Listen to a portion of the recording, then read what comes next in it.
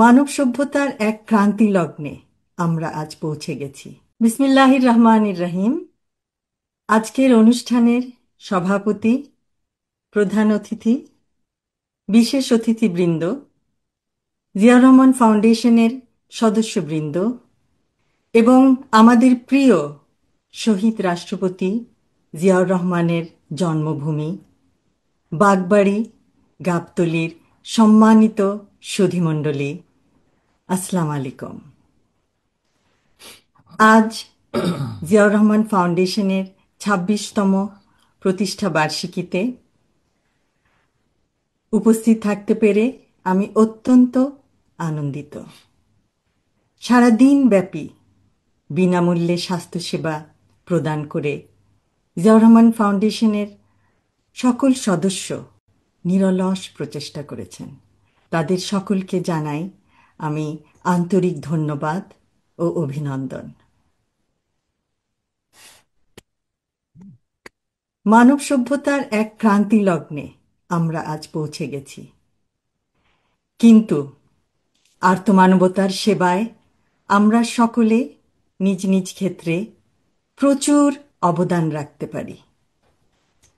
এই সংকল্প নিয়েই গত ২৬টি বছর ধরে এগিয়ে চলেছে এই ফাউন্ডেশন। এই ফাউন্ডেশনের প্রতিটি সদস্যের মানবতা, আত্মত্যাগ অকল্পনীয়। মানব সেবায় তারা ছুটে যায় দেশের এক প্রান্ত থেকে অন্য প্রান্তে। এর নজির আমরা দেখেছি, যখন দেশের যে কোনো প্রয়োজনেই তারা দেশবাসীর পাশে দাঁড়ায়। মানুষের জন্য মানুষ, এই বিশ্বাস নিয়েই তাদের দৃঢ় পথ চলা এই ২৬টি বছর।